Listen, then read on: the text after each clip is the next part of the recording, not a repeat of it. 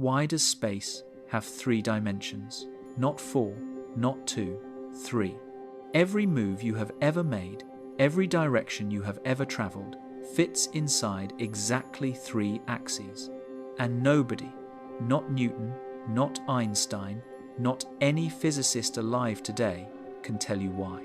In 1917, a man named Paul Ehrenfest showed that if that number were different by even 1, you would not exist, not differently, not partially, not at all. And yet nobody can explain why 3 was ever the starting point. If you find that mildly unsettling, good, stick around, because the explanation for why 3 leads somewhere physics was never supposed to go. If you are new here, welcome to Sundown Science. Hit subscribe, get comfortable, and maybe pour something warm, because tonight we are going to take the most obvious fact in your entire physical existence and slowly, carefully take it apart until the obvious becomes the strangest thing you have ever heard. Now settle in and let's ease into this.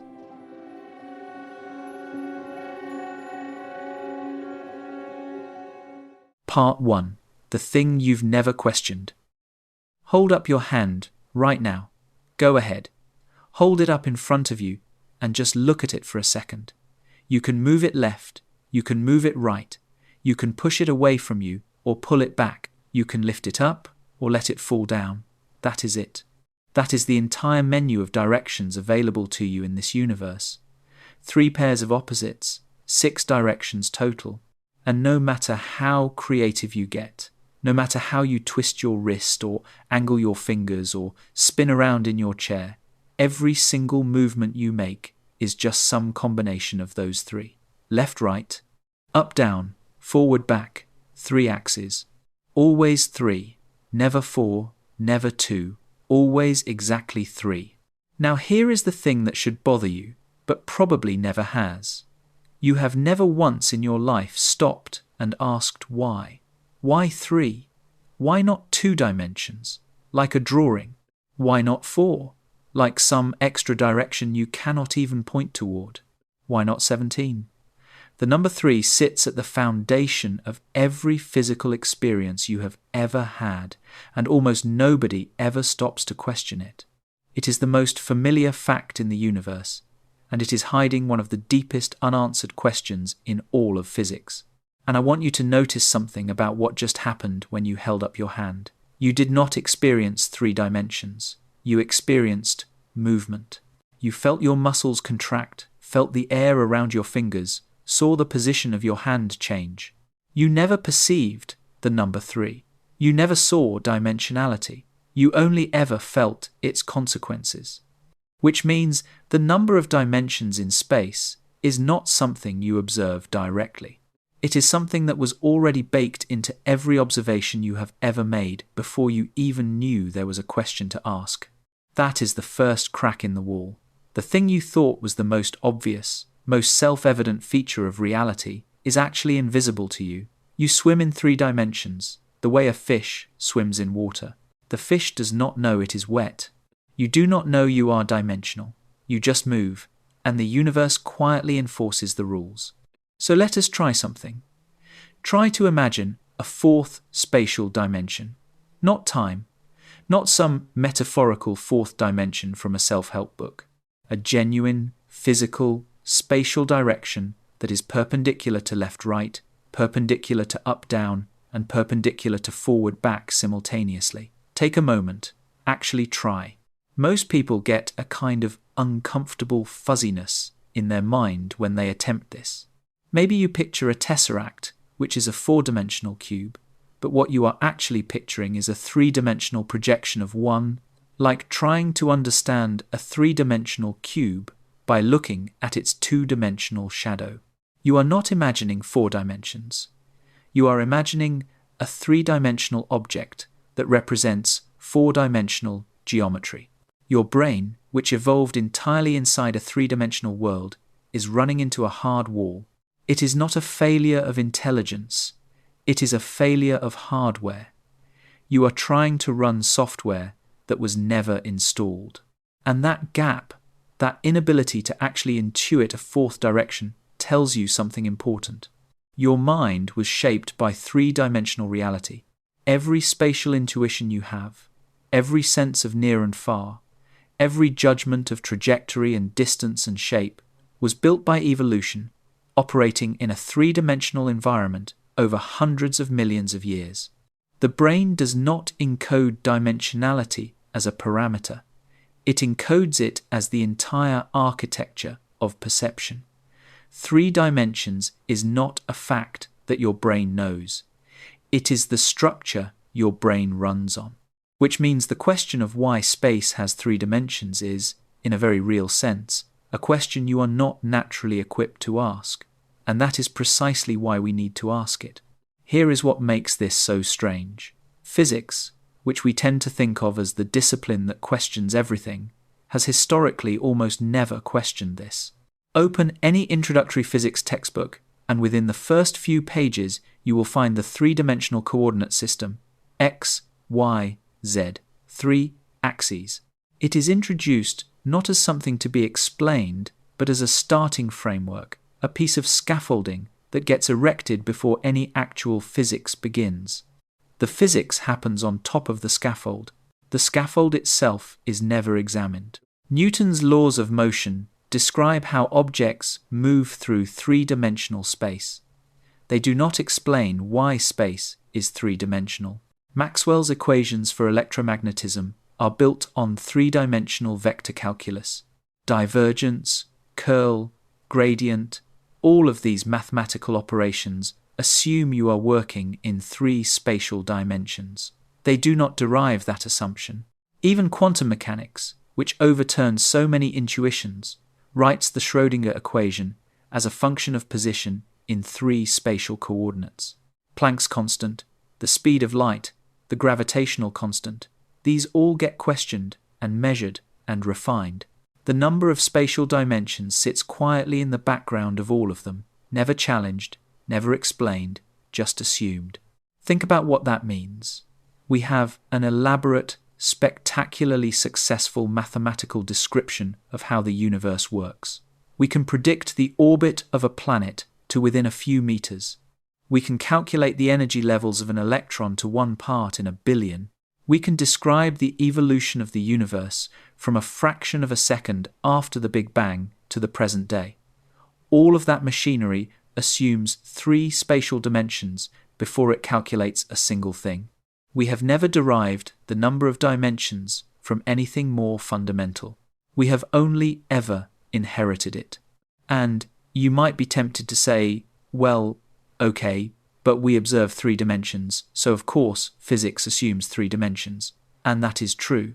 But here is the problem. When physicists want to explain something they observe, they look for a deeper principle that makes that thing necessary.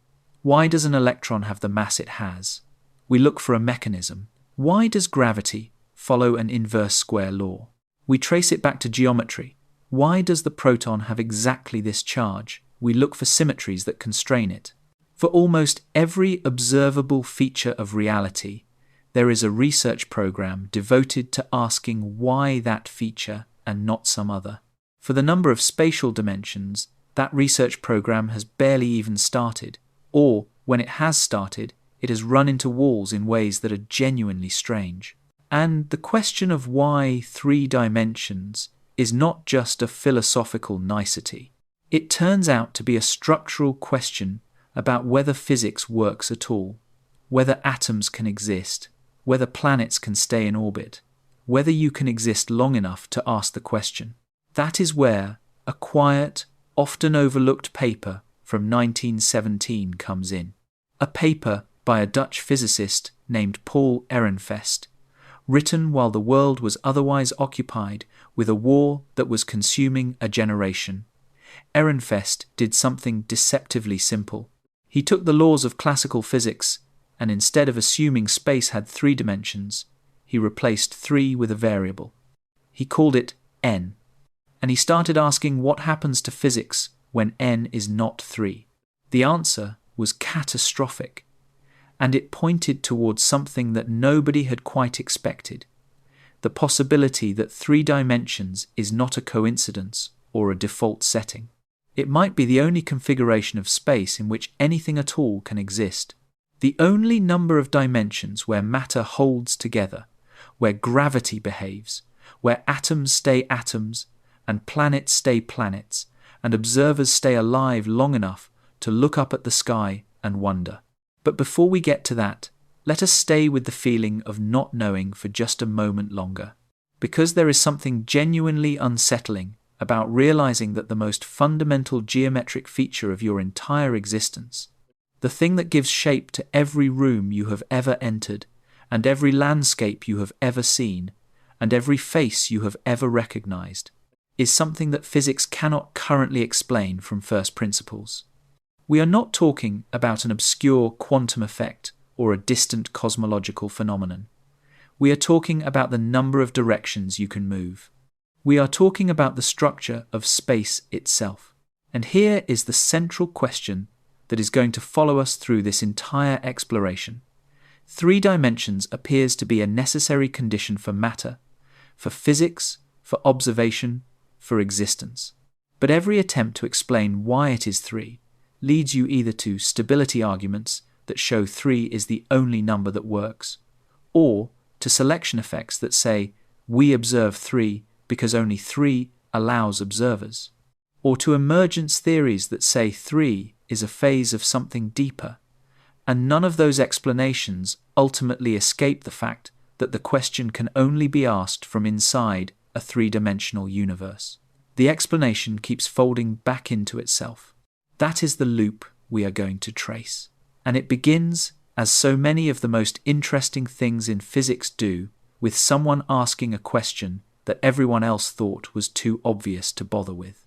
Now, before we get to Ehrenfest and what happens to gravity in 4 dimensions, there is one more layer to the assumption problem that I want you to sit with. It is not just that physics assumes 3 dimensions. It is that physics could not even be formulated as we currently understand it without assuming 3 dimensions. The symmetry group of 3-dimensional space, the mathematical structure that describes all the possible rotations and reflections in 3-dimensional Euclidean geometry, is called SO3. That is special orthogonal group in 3 dimensions. This group is the foundation for how we classify particles by their spin. It is why an electron has the quantum numbers it has. It is baked into the structure of quantum field theory, into the standard model of particle physics, into the way we define angular momentum. Change the number of dimensions, and you change the symmetry group. Change the symmetry group, and you change the way particles are classified, the way they interact, the way they rotate and transform. The particles we know, the proton, the neutron, the electron, the quarks and gluons and Higgs bosons, all of them exist within the 3-dimensional framework, not as independent discoveries, but as specific solutions to equations that assume 3-dimensional symmetry. This is not a small technical detail. It means that asking why space is 3-dimensional is, in a very deep sense, asking why particles exist in the form they do, why the periodic table has the structure it has, why chemistry is possible, why biology is possible. The question does not just touch the background stage on which physics plays out, it touches the very nature of the actors. So when you hold up your hand and move it left and right and up and down, you are not just demonstrating 3-dimensional space, you are demonstrating the precondition for your hand to exist, for the atoms in it to be stable, for the bonds between molecules to hold, for the neurons firing in your brain to maintain the electrochemical gradients that constitute thought. 3 is not just the number of directions. It might be the minimum number of conditions for existence as we know it. And figuring out why leads us into territory that is simultaneously more rigorous and more philosophically vertiginous than almost any other question in science.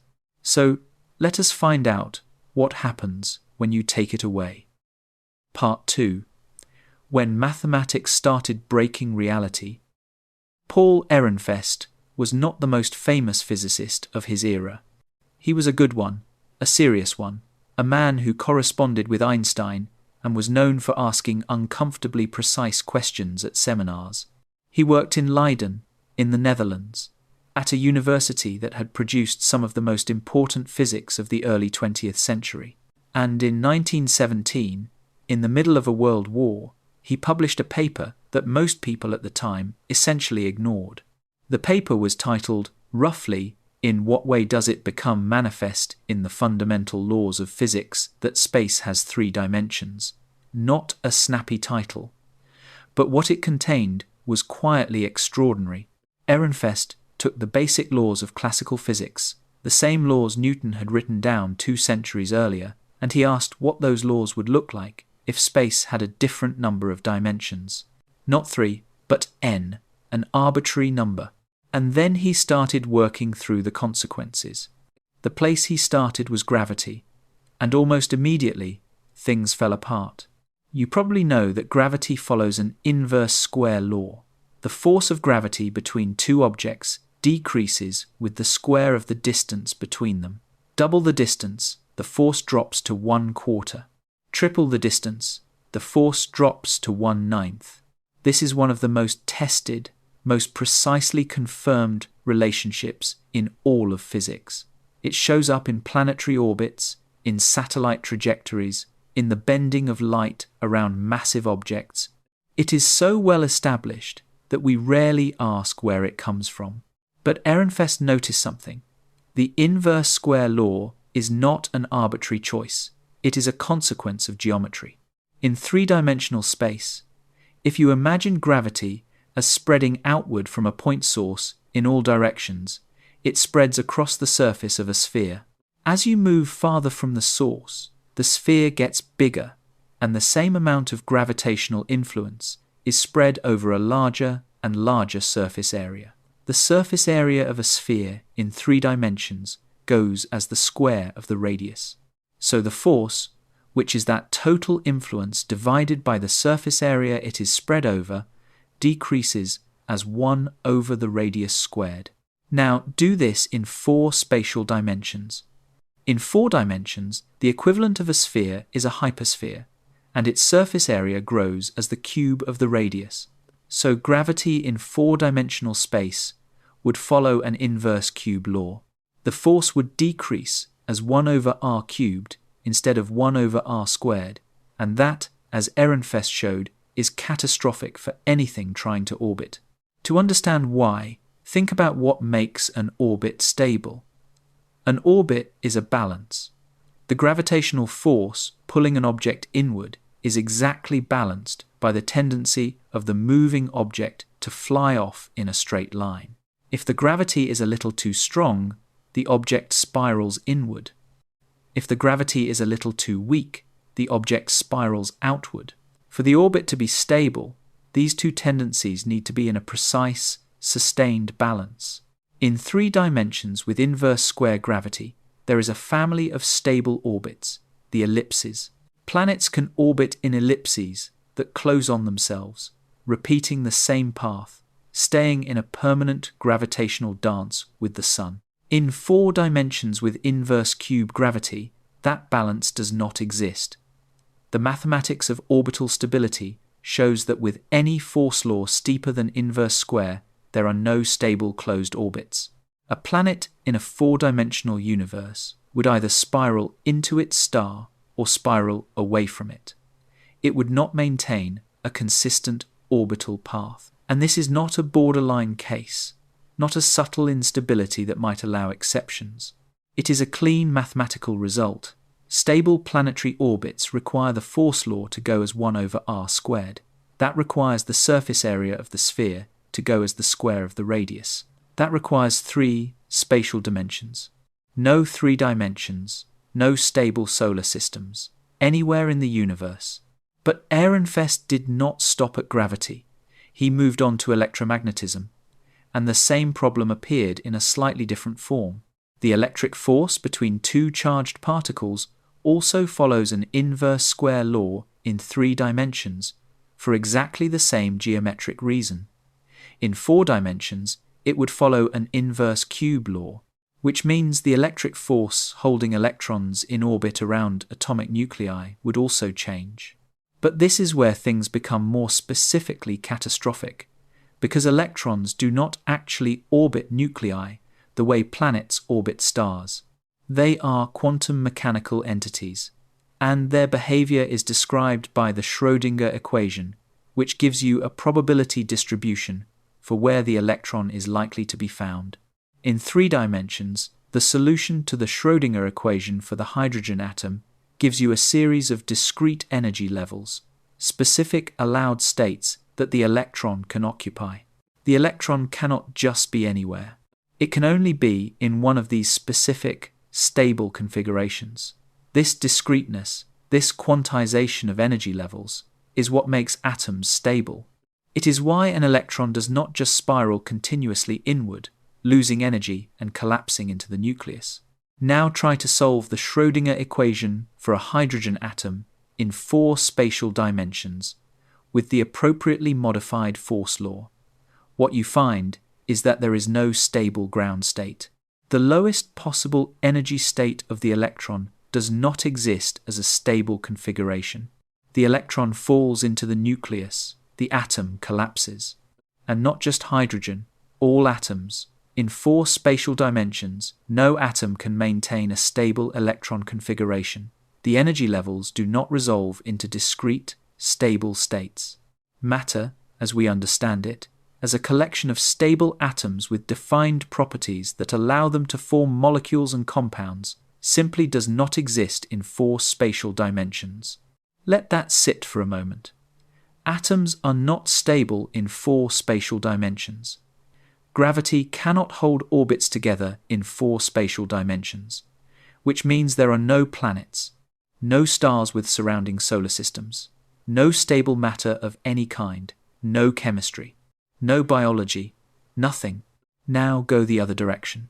Try 2 spatial dimensions. 2 spatial dimensions has its own set of problems, distinct from the 4-dimensional case.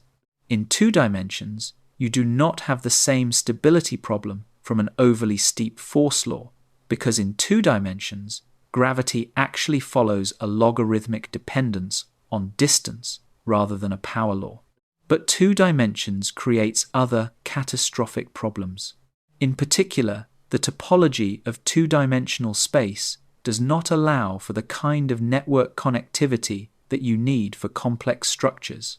In 2 dimensions, any path between 2 points divides the plane into 2 regions. You cannot have 2 crossing paths without them intersecting, which means you cannot have the kind of complex, crossing-free neural wiring that is required for any kind of computational brain. Information cannot be routed the way it needs to be.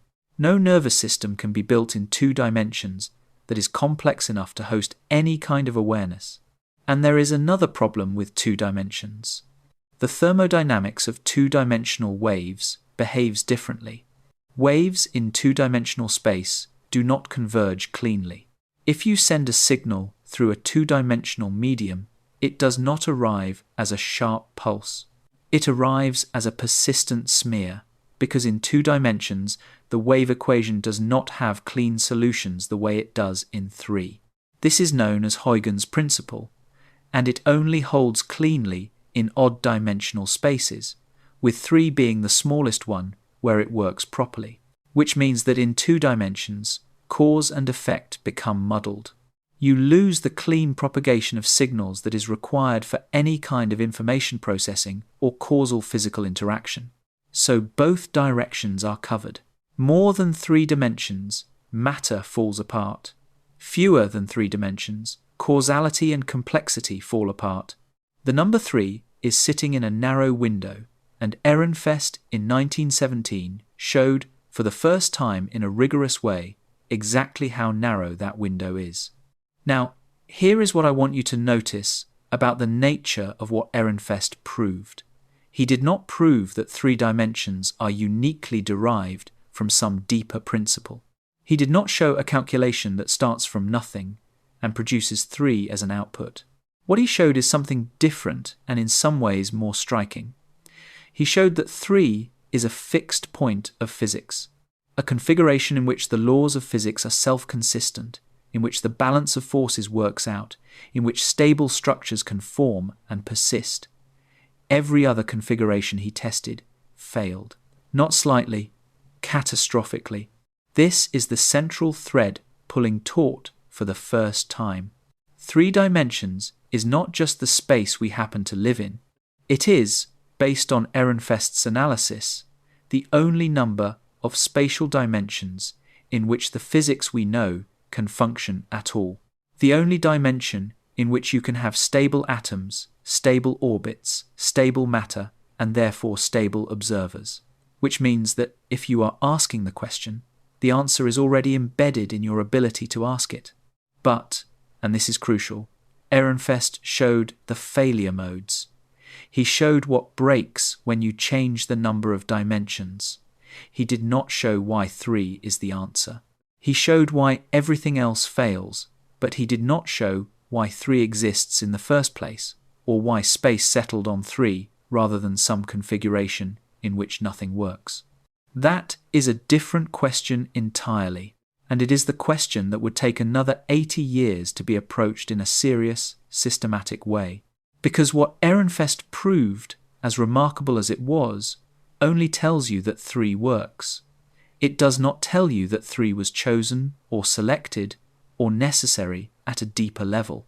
It does not tell you whether there could be other universes where a different number of dimensions happens to work for a completely different type of physics that we cannot even conceive of. It does not resolve whether 3 is the only possibility in some absolute sense, or just the only possibility given the laws of physics we have. And it raises a question that nobody in 1917 was quite equipped to ask. If physics only works in 3 dimensions, then what is the nature of the space in which 3 dimensions lives? What is the bigger structure that contains 3 as a special case?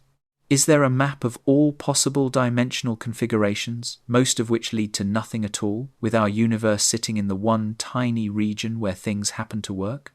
It turns out that someone, much later, tried to draw exactly that map, and what they found was even stranger than Ehrenfest's result. Because it was not just that other dimensions are unstable, it was that most possible configurations of space and time produce absolutely nothing at all. No physics, no structure, no causality, just silence. And 3 plus 1, 3 spatial dimensions and 1 time dimension, sits in that map like an island in an ocean of impossibility. But there is something else Ehrenfest's result does that we should not rush past. It changes the nature of the question. Before Ehrenfest, you could at least imagine that 3 dimensions was arbitrary, a cosmic default, something that happened to be chosen without any particular reason. After Ehrenfest, you cannot do that so easily anymore. If 3 is the only number that works, then 3 is not arbitrary, it is constrained, which means the question shifts from why did space end up at 3 to why is 3 the only number that satisfies the stability conditions. And that question has an answer. It is just an answer that many physicists find deeply unsatisfying, because it does not come from a calculation. It comes from something that feels more like an observation about observers. And to get there, we have to talk about a man named Max Tegmark, a Swedish-American physicist who decided to not just test one set of dimensions, but to map all of them, to build mathematically a grid of every possible combination of space dimensions and time dimensions, and ask systematically what happens in each one.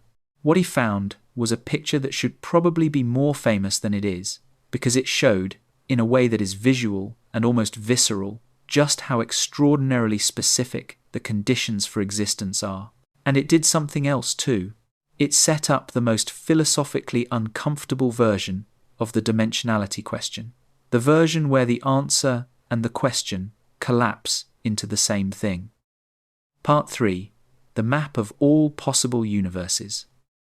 Max Tegmark is one of those physicists who makes other physicists slightly uncomfortable, not because he is wrong, exactly, but because he is willing to follow the logic of an argument all the way to its conclusion, even when that conclusion lands somewhere that respectable physics does not usually go. He has the kind of mind that looks at a boundary and asks what is on the other side, not as a rhetorical gesture, but as a genuine research program. He works at MIT, and he is perhaps best known for something called the mathematical universe hypothesis, the idea that every mathematically consistent structure exists as a physical reality somewhere, that all possible mathematics is, in some sense, actual, that the universe is not described by mathematics, but is mathematics. That is a controversial idea, and the physics community has spent years arguing about whether it is a profound insight or an unfalsifiable fantasy dressed up in technical language. We will come back to the edges of it, but before any of that, before the controversial stuff, Tegmark did something more straightforward and more immediately useful. He drew a map. The map was simple in concept, the kind of thing that looks obvious in retrospect, but requires a particular kind of systematic thinking to actually do. Take the number of spatial dimensions and put it on one axis. Take the number of time dimensions and put it on the other axis. Now start filling in the cells of the grid. Not with speculation or intuition, but with actual physics. Ask, for each combination of spatial and time dimensions, what the equations of physics actually predict about a universe with those parameters. Can it have stable matter? Can it support causality? Can it produce any kind of persistent structure, any kind of ordered complexity, anything recognizable as physics at all? Work through the grid systematically and see what comes back. What came back was a nearly empty map. And I do not mean nearly empty in the way that most of a periodic table is filled in with only a few gaps. I mean nearly empty in the way that a universe full of nothing but dark energy is nearly empty. Almost every cell on the grid produces a universe that is not just inhospitable to life, but incapable of containing any ordered physical reality whatsoever, not a universe where things are hard, a universe where nothing happens at all. To understand why, you need to think carefully about what dimensions actually do. We tend to think of dimensions as directions, as the number of ways you can move, as a geometric feature of space, and they are all of those things. But they are also more than that. The number of spatial and time dimensions determines the mathematical structure of the equations that govern how things change and interact. It determines the topology of phase space, the structure of causality, the behavior of waves, the stability of bound systems, the predictability of quantum mechanics. Change the number of dimensions, and you do not just change the geometry, you change the entire logical structure of physical law. Start with time, because this is where some of the most immediately catastrophic failures occur. In the universe we inhabit, there is one time dimension. Time flows in a single direction. It has a before and an after. Causes precede effects. You can describe the state of a physical system at one moment and use the equations of physics to predict its state at a later moment. This is so fundamental to what we mean by physical law that it is easy to forget. It is a consequence of having exactly one time dimension rather than an intrinsic feature of reality that would persist under any conditions. Now try two time dimensions. In a universe with two time dimensions, instead of time being a line, it is a plane. Instead of a single forward direction, there is an entire range of directions across the temporal plane. And this creates an immediate and unresolvable problem for physics. The equations that govern physical systems, the equations of motion, the field equations, the wave equations, all of them depend on the existence of a single time coordinate that uniquely orders events. In two time dimensions, there is no such unique ordering. You can move through the temporal plane in multiple directions. There is no single notion of what comes before and what comes after. The relationship between cause and effect dissolves. Mathematicians have a precise way of describing this failure. They call the equations ill-posed. A well-posed problem is one where specifying the initial conditions uniquely determines the future evolution. Given the state of the system now, the equations tell you the state of the system later. This is the entire basis of physical prediction.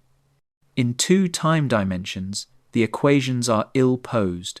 The initial conditions do not uniquely determine what happens next, because next is not a unique direction.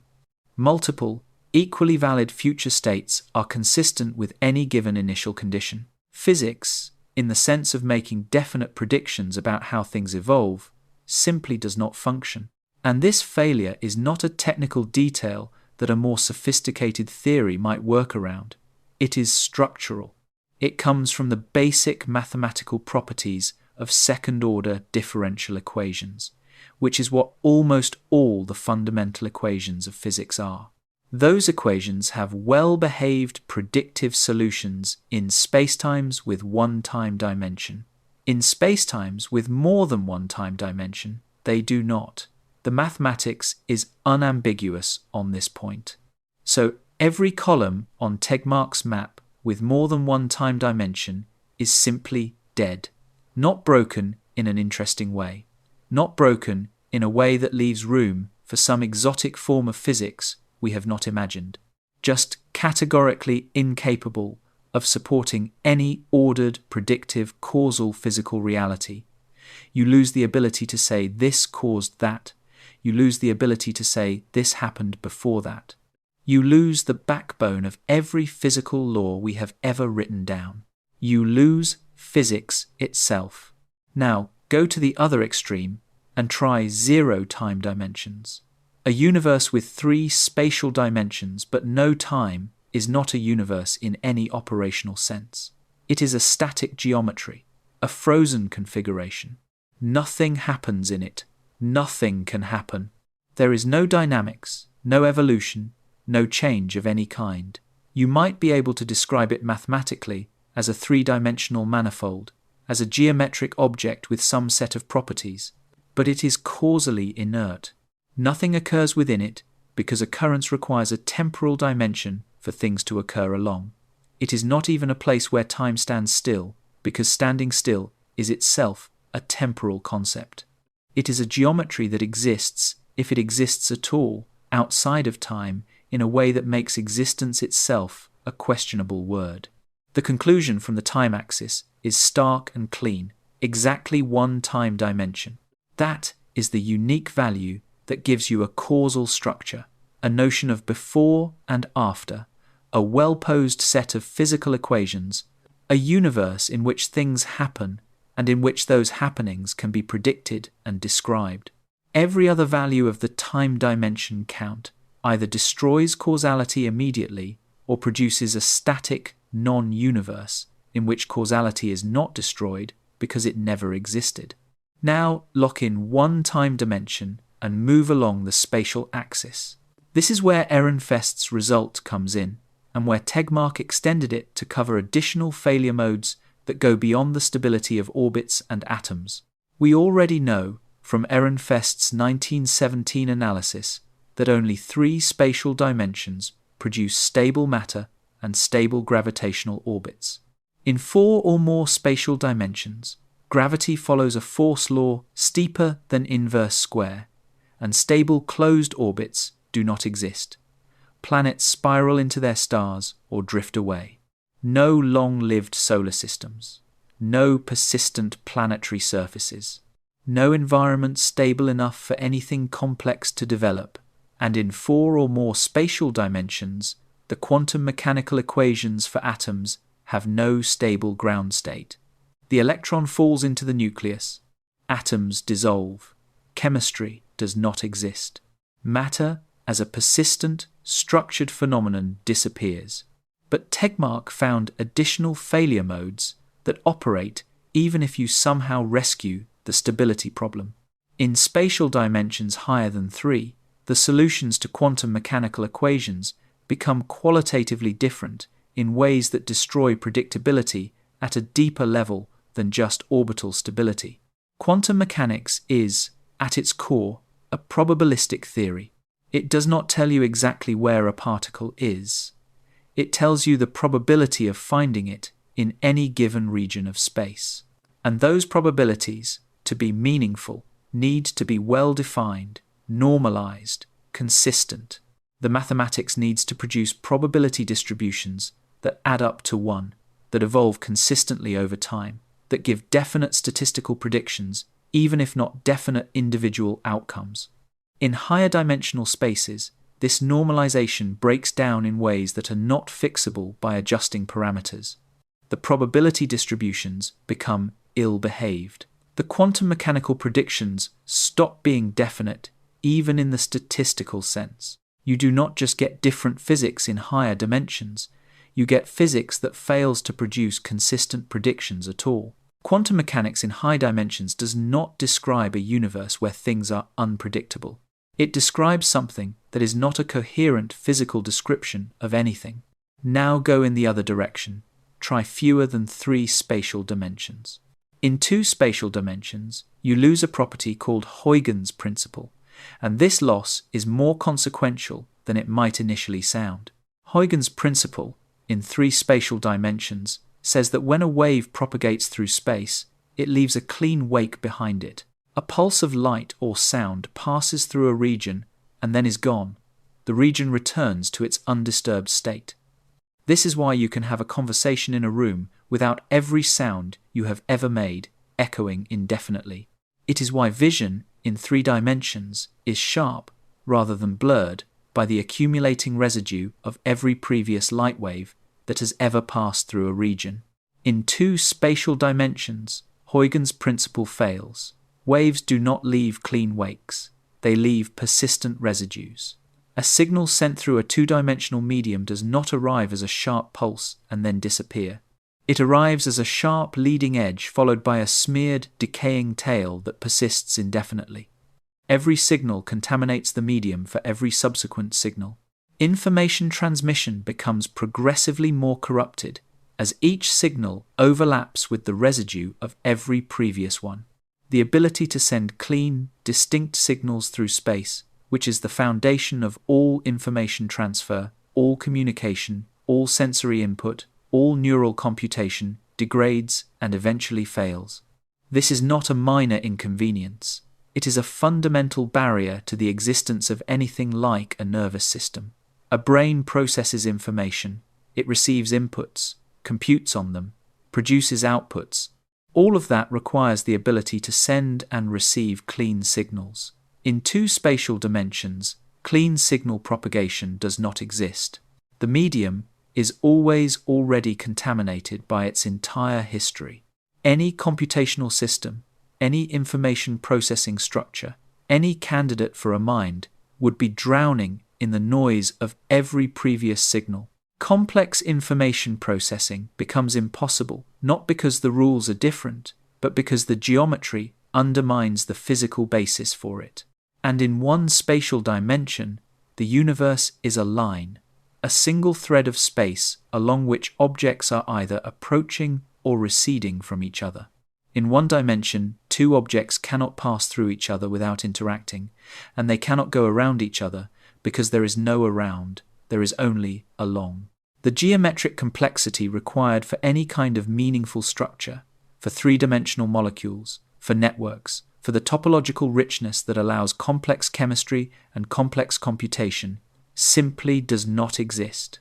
1 spatial dimension is not a universe in which things are primitive. It is a universe in which the geometric prerequisites for complexity are absent at the most basic level. So the result of Tegmark's systematic mapping is both stark and, once you see it, almost beautiful in its specificity. Almost every combination of spatial and time dimensions is not just inhospitable, but categorically incapable of supporting any ordered physical reality. The failures are not marginal, they are total. Remove 1 spatial dimension and you lose the ability to process information cleanly. Add 1 spatial dimension and you lose the stability of matter. Remove the single time dimension and you lose dynamics entirely. Add a time dimension and you lose causality. The viable region is extraordinarily small, and within that small region, the combination of 3 spatial dimensions and 1 time dimension is not just present. It is, essentially, alone. 3 + 1 sits in Tegmark's map like a single inhabited island in an ocean that is almost entirely hostile to any form of life. Not the best island, not the largest, not the most centrally located, just the only one where anything lives. Everything else is water. Deep, cold, structureless water in which nothing persists, nothing interacts, nothing accumulates into anything worth describing. Now, here is where you might feel something like relief or vindication. 3 plus 1 is not arbitrary. It is not a random setting on a dial that could just as easily have been something else. It is mathematically isolated. Ehrenfest showed it is the only configuration where matter is stable. Tegmark showed it is essentially the only configuration where physics functions at all. So the question of why there are 3 dimensions has an answer. It is 3 because 3 is the only number that works. Mystery solved. We can go home. Except we cannot, because this is exactly the point where the logic becomes most uncomfortable. And it connects back to the thread that has been running through this entire exploration, the thread about observers and questions, and the strange circularity of trying to explain the conditions of your own existence from inside those conditions. Here is the problem with taking Tegmark's result as the answer. It shows that 3 plus 1 is special. It shows that it is essentially the only viable configuration, but it does not explain why our universe landed on 3 plus 1 rather than being one of the non-viable configurations. If you accept that Tegmark's map describes a genuine space of possible universes, whether as elements of a multiverse, or as mathematical structures with some form of existence, or as genuinely possible physical configurations that simply did not happen to be realized, then you still need to account for why we are in the habitable cell rather than in one of the dead ones. And the answer that immediately presents itself is so logically clean that it feels like cheating. Of course, we find ourselves in the habitable cell because we could not find ourselves anywhere else. We are observers. Observers require stable matter and stable chemistry and stable information processing, all of which require 3 plus 1. So any observer, anywhere, in any possible universe, would by definition find themselves in a configuration that permits observation. Finding yourself in the habitable cell is not a discovery about the universe. It is a logical consequence of the definition of finding yourself anywhere at all. This is called the anthropic principle, and it is one of the most debated, most misunderstood, most philosophically contentious ideas in all of modern cosmology. Not because it is wrong, exactly, but because of the strange way it is simultaneously obviously true and completely unsatisfying. The weak anthropic principle, which is the cautious, defensible version, says simply this: we observe the universe to have properties compatible with our existence, because if it did not have those properties, we would not exist to observe it. Our observations are inevitably filtered through the fact that we are here doing the observing. Any property of the universe that is required for observers to exist will be observed by observers, not because those properties are special or selected in any causal sense, but because the alternative is a universe with no observers to notice anything. Applied to 3 dimensions, we observe 3 spatial dimensions because only 3 spatial dimensions allow us to exist. If space had 4 dimensions, there would be no us to observe it. If space had 2 dimensions, there would be no us to observe it. The only universes we can observe are the ones where we can exist, and the only ones where we can exist have 3 spatial dimensions. There is no mystery to explain. There is no coincidence to account for. There is just the logical structure of observation filtering out every universe in which observation is impossible. On one level, this is genuinely satisfying. It connects the specificity of 3 dimensions directly to the most basic fact of our existence as observers. It is logically watertight. You cannot find a flaw in the reasoning because there is none. If 3 dimensions is required for observers, and we are observers, then we observe 3 dimensions, full stop. But on another level, And this is the level that has kept physicists and philosophers arguing about the anthropic principle for decades. It is profoundly unsatisfying, because it explains the observation without explaining the structure. It tells you why observers see three dimensions, but not why three dimensions exists as a viable option in the first place. It explains the filter without explaining what is being filtered or where the filterable material comes from. Consider the lottery analogy again. Imagine you buy a lottery ticket and win. Someone says to you, well, it is not surprising that you won, because if you had not won, you would not be here telling me about winning. The observation that you won is explained by the fact that only winners can report winning. True, logically, airtight. But it does not explain why lotteries exist. It does not explain why you bought a ticket. It does not explain the mechanism by which winners are selected. It explains the conditional logic of observation without touching any of the underlying structure. The anthropic principle, applied to dimensions, explains why observers find themselves in a three-dimensional universe without explaining why three-dimensional universes exist, why the space of possible universes has viable and non-viable regions, where the rules that define viability come from, or why there is anything at all rather than nothing. It moves the question rather than answering it. We go from why are there three dimensions to why is 3 + 1 a viable configuration in the first place? And that question is harder, not easier, than the original. This is the pattern we keep encountering. Every approach to the question of three dimensions takes us one step closer to understanding the structure of the problem and one step further from a satisfying resolution. Ehrenfest showed 3 is the only stable configuration, which raised the question of why the laws of physics take the form that makes 3 stable. Tegmark showed 3 + 1 is essentially the only viable configuration, which raised the question of why viability is structured the way it is. The anthropic principle explains why observers see 3, which raises the question of why 3 exists as a seeable option. Every answer is a redirect. And this is where physics, in the early 21st century, finds itself on this question. Sitting at the bottom of a chain of redirects, looking at the next level down, and finding that the tools available, the equations and measurements, and theoretical frameworks developed by three-dimensional minds to describe a three-dimensional universe may not be sufficient to answer what is down there. Or perhaps insufficient is the wrong word.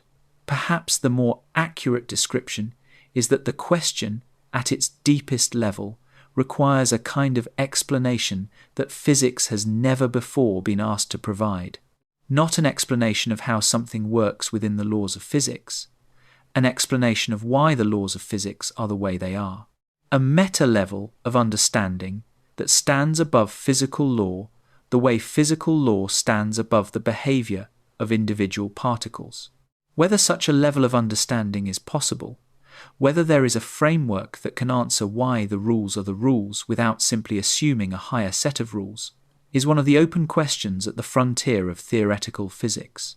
And the question of three dimensions sits right at that frontier, not as a peripheral curiosity, but as a central example of exactly the kind of question that physics, in its current form, runs out of floor on.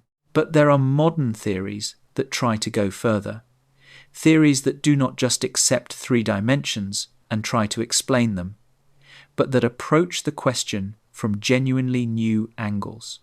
One of them insists there are not 3 dimensions but 10 or 11, and in trying to explain why we see 3, it generates a landscape of possibilities so enormous that it makes the question of 3 dimensions feel almost quaint by comparison.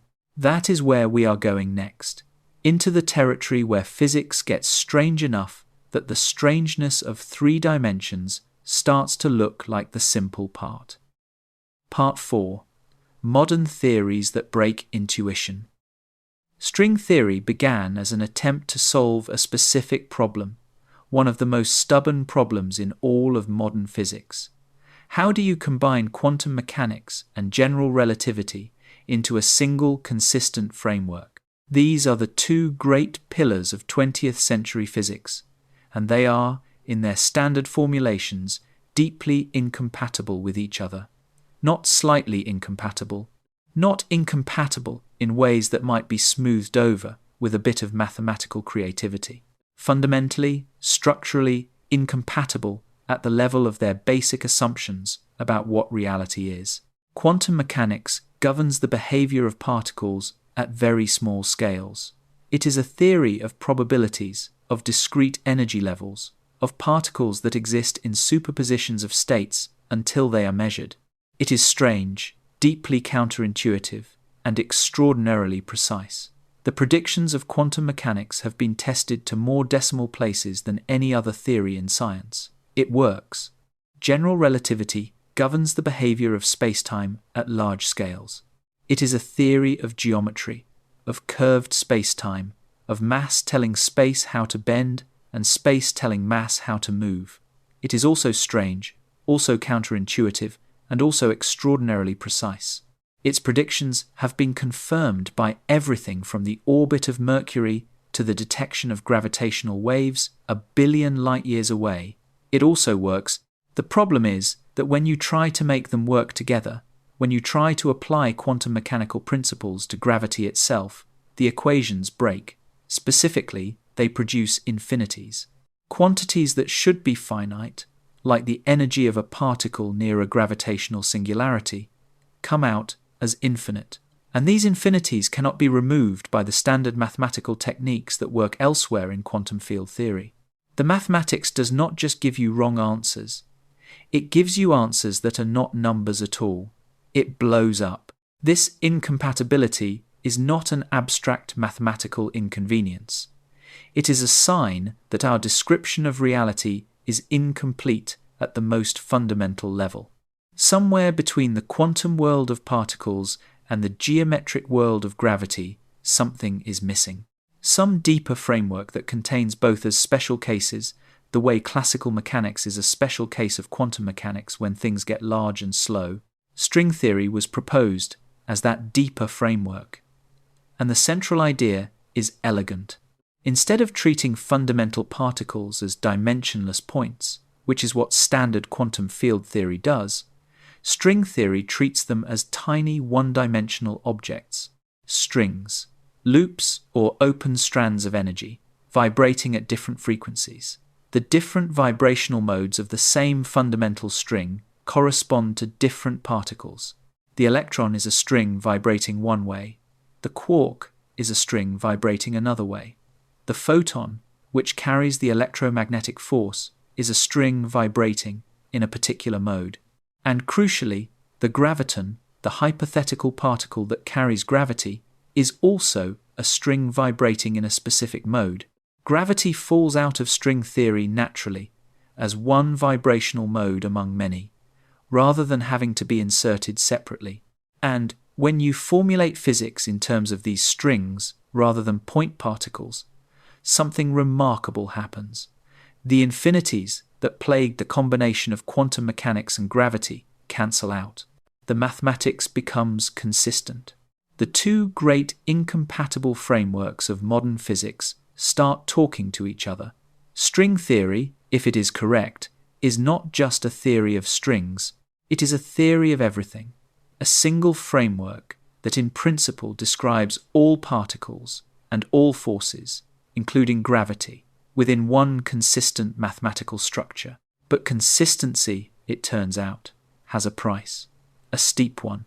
When mathematicians worked out the precise conditions under which string theory is internally consistent, meaning genuinely free of mathematical contradictions, they found that the theory requires a specific number of space-time dimensions. Not 3 spatial plus 1 time, which is what we observe, not 5, not 8, 10. Or in the more complete and unified formulation called M-theory, which encompasses the various versions of string theory as special cases 11. Let that land for a moment. The universe that string theory describes has 10 or 11 space-time dimensions. The universe we appear to live in has 4. That is a discrepancy of 6 or 7 dimensions. 6 or 7 entire dimensions of space that the theory requires, but that we cannot find anywhere.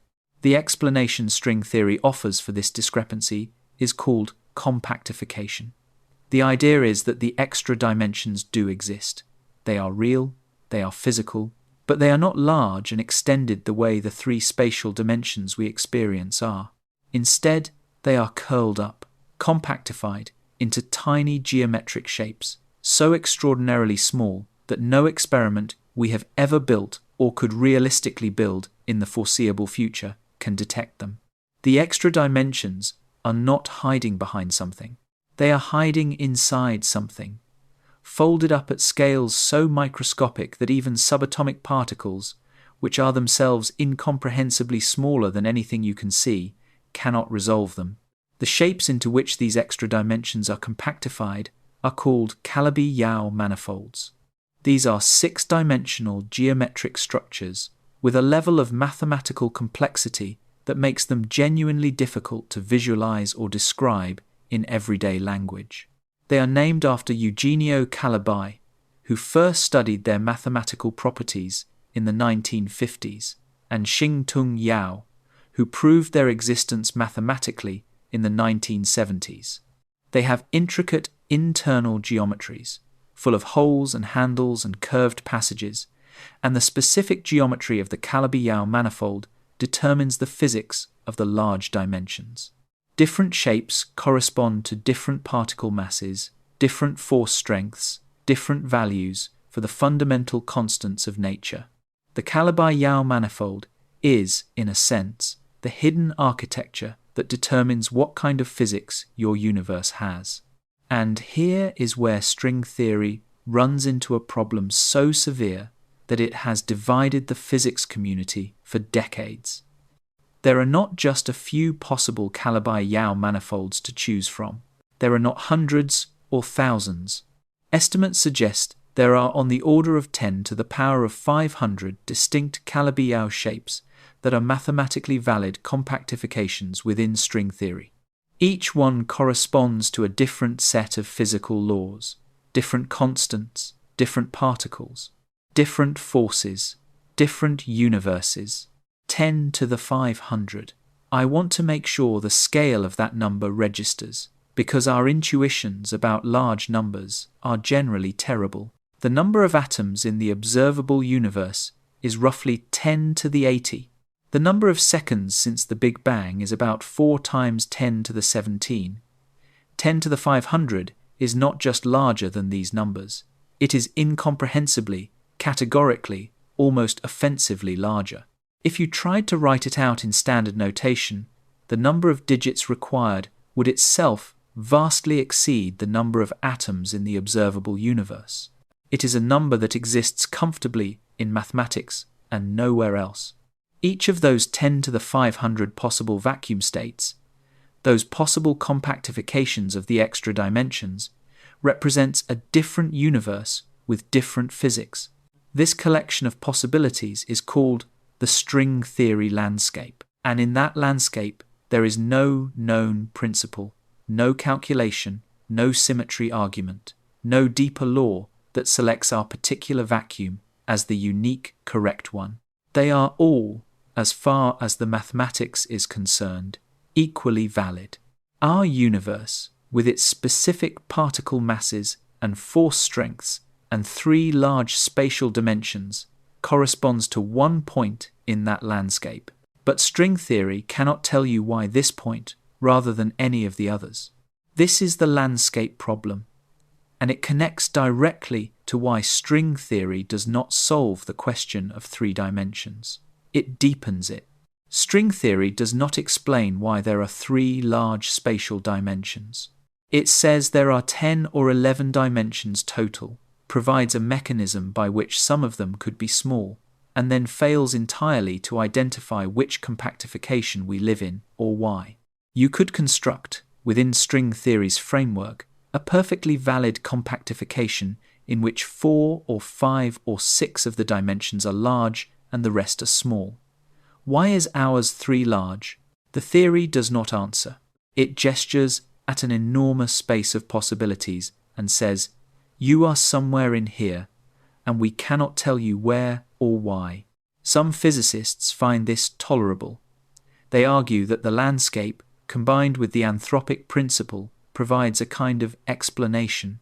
If there are 10 to the 500 possible universes, each with different physics, then by the same logic we applied to Tegmark's dimensional map, we would expect to find ourselves in one of the small subset that permits observers. Our specific constants and our specific 3 large dimensions are the ones we observe because they are the ones compatible with our existence. The landscape is the ensemble. The anthropic principle does the selection. Our universe is the result. Other physicists find this deeply unsatisfying, and not without reason. An explanation that says you exist in one of 10 to the 500 possible universes, and you are here because here is compatible with you existing, while technically valid, feels like it explains everything and therefore explains nothing. It makes no unique predictions. It cannot be falsified.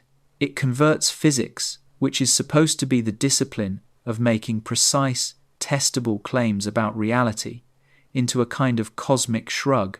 We are here because we are here. The landscape swallows the question whole and returns nothing. This tension between those who accept the landscape as a legitimate part of physics and those who see it as a sign that string theory has lost its way is one of the defining fault lines in contemporary theoretical physics. And regardless of where you come down on it, the landscape problem is a real consequence of string theory's structure. It is not a bug that might be fixed. It is a feature of the mathematics. The 10 to the 500 is not going away. So string theory, for all its mathematical elegance and for all its promise as a unified framework, does not resolve the central question. It takes the mystery of 3 large spatial dimensions and embeds it inside a much larger mystery involving an almost incomprehensible number of possible universes and no selection principle. The problem gets harder, not easier, the deeper you go into the theory. But string theory is not the only modern framework that has something to say about 3 dimensions.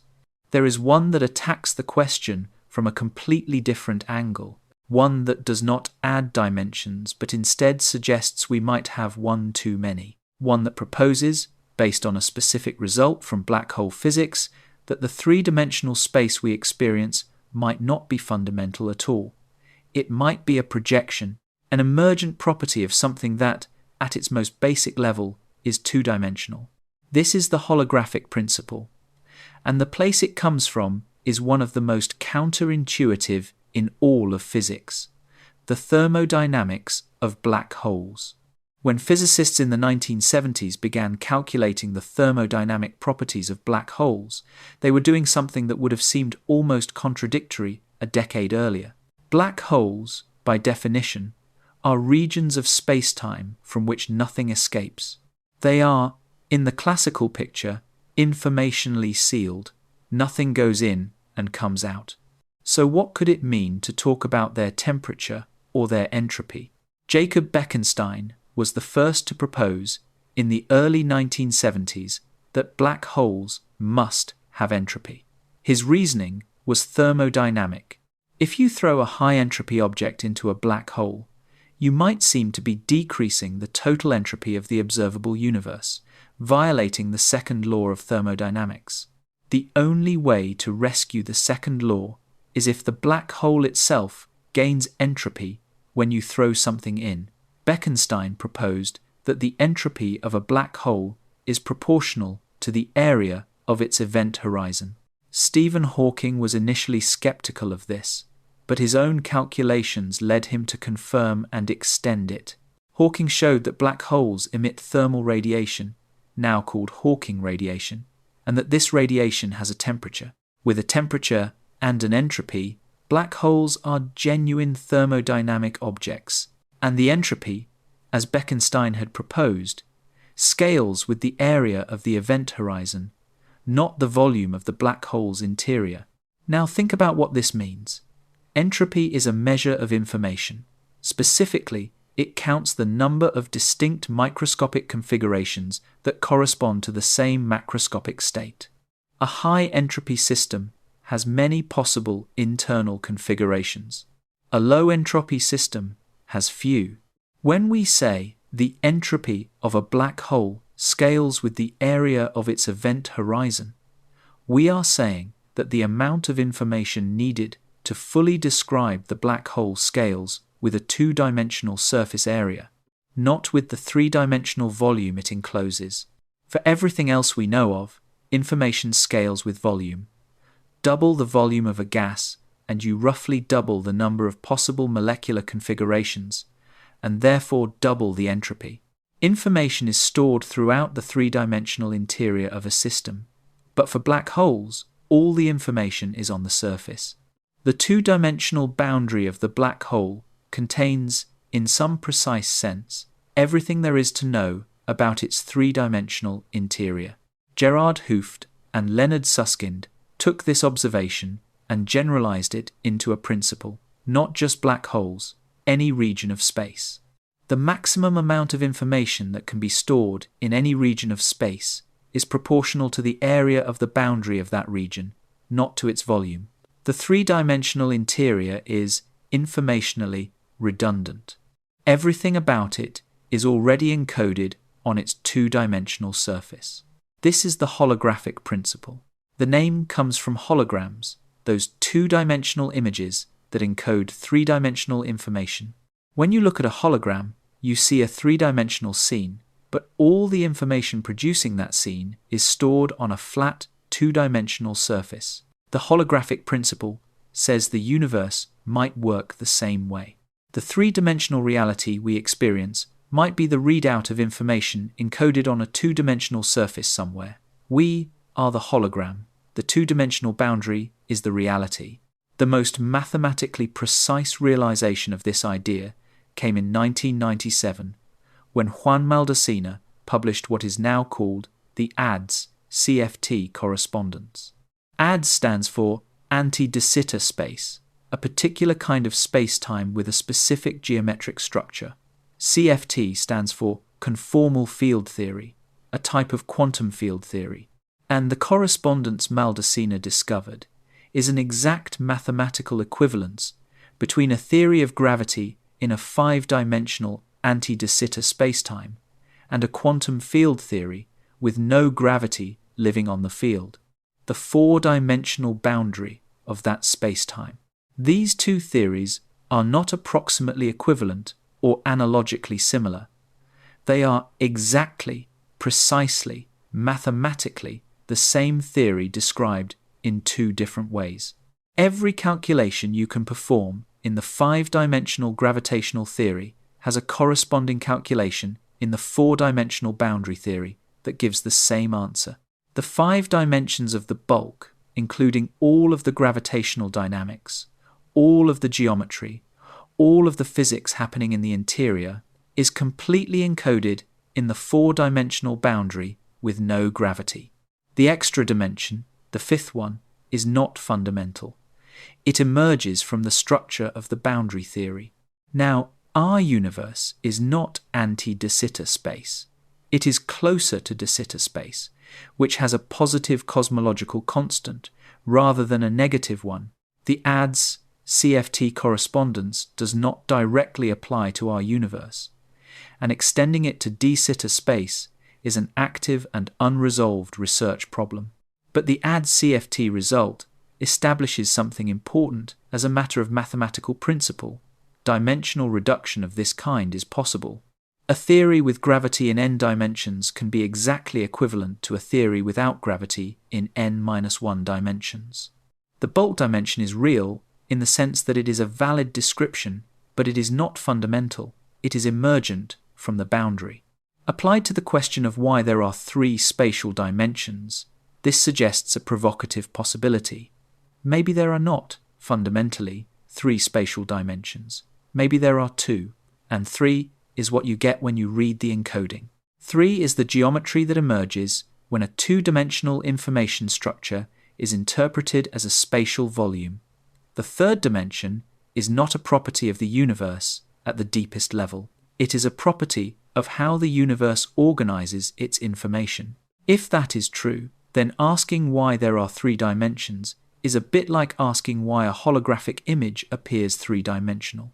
The answer is because that is how the encoding works. Because the 2-dimensional information is structured in a way that produces a 3-dimensional readout, the question does not disappear, but it migrates. It becomes, why is the fundamental 2-dimensional structure organized in a way that produces 3 large emergent dimensions? Which is a question we are, if anything, even less equipped to answer than the original. Strikingly, this picture of a universe that is fundamentally 2-dimensional at the base level finds independent support from a completely different direction in theoretical physics. A framework called causal dynamical triangulations takes a radically different approach to the problem of quantum gravity. Rather than starting with strings or extra dimensions or holographic boundaries, it starts with almost nothing, just space-time itself, and the question of what happens when you apply quantum mechanical principles to the geometry of space and time directly. The basic strategy is to discretize space-time, to treat it not as a smooth continuum, but as something built from tiny, discrete building blocks, the way a crystal is built from atoms or a digital image is built from pixels. These building blocks are called simplices, which are the higher dimensional generalizations of triangles. A triangle is a 2-dimensional simplex. A tetrahedron is a 3-dimensional simplex. Causal dynamical triangulations uses 4-dimensional simplices as its building blocks, glues them together according to rules that enforce causality, and then sums over all possible configurations of these building blocks using the mathematical machinery of quantum mechanics, a path integral. The remarkable thing is that this procedure, which starts with no assumption about the large-scale geometry of spacetime, produces a result. When you sum over all possible configurations of causal simplices, you get an emergent geometry. Spacetime builds itself. And what it builds, at large scales, is a 4-dimensional spacetime, 3 spatial dimensions plus 1 time dimension. Not because it was put in by hand, not because the rules specified it, because it is the geometry that emerges from the causal structure of the quantum building blocks. The analogy to phase transitions is genuinely illuminating here. Water molecules do not know they are supposed to form hexagonal ice crystals. Each molecule just follows the rules of electrostatics and quantum chemistry. But when you cool water slowly, the hexagonal lattice emerges as the stable phase.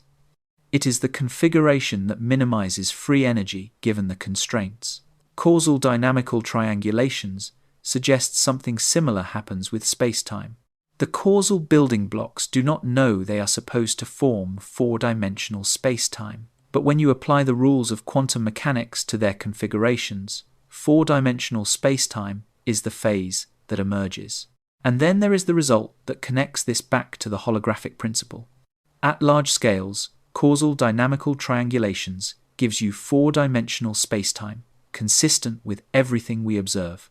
But at small scales, close to the Planck length of approximately 10 to the negative 35 meters, the effective dimensionality of the spacetime drops. It does not stay at 4. The spectral dimension, which is the dimensionality measured by how quantum processes diffuse through the space, falls to approximately 2. At the smallest scales accessible to this framework, spacetime behaves as though it has only 2 dimensions. 2 independent frameworks, developed by different groups of physicists using completely different mathematical machinery, arriving at the same number. The holographic principle says the fundamental structure is 2-dimensional and 3-dimensional space is emergent. Causal dynamical triangulations says spacetime emerges as 4-dimensional at large scales, but becomes 2-dimensional at the smallest scales, both pointing at 2 as the number that underlies the 3 we experience. This is either a profound hint about the deep structure of reality or a coincidence. Physics does not yet know which, but it is the kind of convergence that tends to mean something. When two very different roads lead to the same place, it is usually worth looking carefully at that place. So we have now traced 3 families of modern theoretical response to the question of 3 dimensions. String theory says there are 10 or 11 dimensions, cannot explain why 3 are large, and generates a landscape of 10 to the 500 possible universes with no selection principle. The holographic principle says 3-dimensional space might be emergent from a 2-dimensional information structure, making 3 not fundamental but derived. And causal dynamical triangulations says 3-dimensional space emerges as a macroscopic phase of quantum geometry, with 2 dimensions appearing at the smallest scales. None of these frameworks resolves the question, each one moves it. String theory takes the question from Y3 and turns it into why this vacuum among 10 to the 500. The holographic principle takes the question from Y3 and turns it into why does the 2-dimensional encoding produce 3. Causal dynamical triangulations takes the question from Y3 and turns it into why does the quantum geometry phase transition into 3. Every answer is a redirect. Every explanation is a relocation. And through all of this, every experiment comes back with the same stubborn answer, 3. The Large Hadron Collider finds no extra dimensions. Precision tests of gravity find no deviation from the inverse square law at any accessible scale. Cosmological observations find no sign of a higher dimensional geometry. The universe, to every precision we can achieve, has exactly 3 large spatial dimensions. The theoretical frameworks multiply and diverge and produce landscapes and projections and phase transitions. The empirical answer stays fixed. That gap between the theoretical complexity and the experimental simplicity is itself a clue. It tells you that whatever is responsible for 3 dimensions, it operates at a level that our current experimental reach cannot touch. It is either at the Planck scale, 10 to the negative 35 meters, where quantum gravity lives and where no collider will ever reach, or it is a feature of initial conditions set in the earliest moments of the universe. Or it is not a dynamical fact at all, but a structural one, built into the logic of what it means for a universe to be describable. And that last possibility is where the story takes its most interesting turn, because there is a sense in which 3 dimensions might not need to be explained by physics at all. It might need to be explained by something more fundamental than physics, something about the conditions under which physical description is possible in the first place, something about observers, about the relationship between the universe and the minds that try to understand it. That is where we are going next. And I will warn you, it is the part of the story where the floor runs out. Part 5. The final loop. Why does any of this exist? Here is a number that puts everything into perspective. The Large Hadron Collider at CERN accelerates protons to energies of approximately 13 tera-electron volts. That is 13 trillion electron volts of energy concentrated into a collision between 2 particles smaller than anything you could see with any microscope.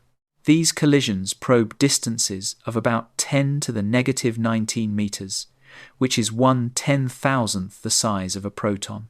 Extraordinarily small, extraordinarily precise. And in all of those collisions, in all of the data collected since the collider began running, there is no sign of extra dimensions. Some theories of extra dimensions, particularly ones called large extra dimensions, proposed by Nima Arkani Hamed, Savas Dimopoulos, and Gia Dvali in the late 1990s, predicted that extra dimensions compactified at scales above the Planck length might show up in particle collisions as missing energy, or as slight deviations from expected force laws at short distances. Precision tests of gravity using torsion balances have probed the inverse square law down to distances of about 50 micrometers, searching for the slight departures from the expected force law that would signal the presence of large, compactified extra dimensions? Nothing. Cosmological observations have constrained the number of large extra dimensions and their sizes. Nothing.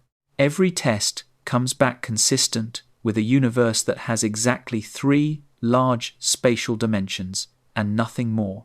Not 4, not 10, 3. Just as we thought before any of these theories existed. Now, this does not disprove string theory or the holographic principle or causal dynamical triangulations. String theory's extra dimensions, if they exist, are compactified at the Planck scale, which is around 10 to the negative 35 meters, vastly smaller than anything the Large Hadron Collider can probe. We would need a particle accelerator the size of the galaxy to reach those energies. The holographic principle is about the fundamental structure of information, not about something you can directly observe in a collider. And causal dynamical triangulations predicts the dimensional reduction at the Planck scale, which is also inaccessible.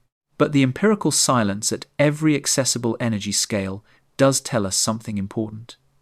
It tells us that at every scale we can probe, 3 spatial dimensions is the right description. 3 is not an approximation or a large-scale average of something more dimensional underneath. It is, to the best precision we can achieve, the exact truth about the number of large spatial dimensions in our universe. Which puts us in an interesting position. We have sophisticated theoretical frameworks that demand or suggest or permit more than 3 dimensions. We have empirical measurements that find exactly 3. And we have the question of why 3, which the measurements confirm but do not answer. The experimental silence does not resolve the conceptual gap. It just tells us that the gap is genuinely about the structure of reality, not about something hiding at the next energy scale waiting to be found. So let us take stock of where we are.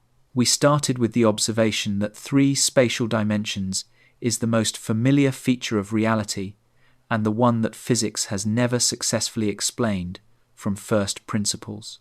We saw that Ehrenfest in 1917 showed that 3 is the only number of spatial dimensions in which known physics produces stable matter and stable orbits, which means 3 is not arbitrary, but constrained by the requirements of physical stability. We saw that Tegmark mapped the space of possible dimensional configurations and found that 3 plus 1 is isolated in an almost completely uninhabitable landscape of alternatives, suggesting that our universe is extraordinarily specific. We saw that the anthropic principle offers a selection argument. We observe 3 because only 3 allows observers, and our observation is necessarily filtered through our existence. And then we saw 3 modern theoretical frameworks, each of which takes the question in a different direction. String theory says there are 10 or 11 dimensions, with 7 or 6 curled up too small to see, but provides no unique mechanism for selecting 3 large ones. The holographic principle says 3-dimensional space might be emergent from a 2-dimensional information structure, suggesting that 3 is not fundamental but a feature of how information is encoded. And causal dynamical triangulations says 3-dimensional space emerges as a macroscopic phase of quantum geometry, like a phase transition of spacetime itself. None of these frameworks resolves the question. Each one shifts it. Each one moves the mystery from why 3 large dimensions to why this compactification, or why this emergent structure, or why this phase, which are all harder, or at least equally hard questions. The problem is not getting simpler, it is getting stranger. And now I want to trace what happens when you follow the logic all the way to its end. Because there is a point at which the 3 surviving explanatory families, the stability argument, the selection argument, and the emergence argument, all converge on the same place.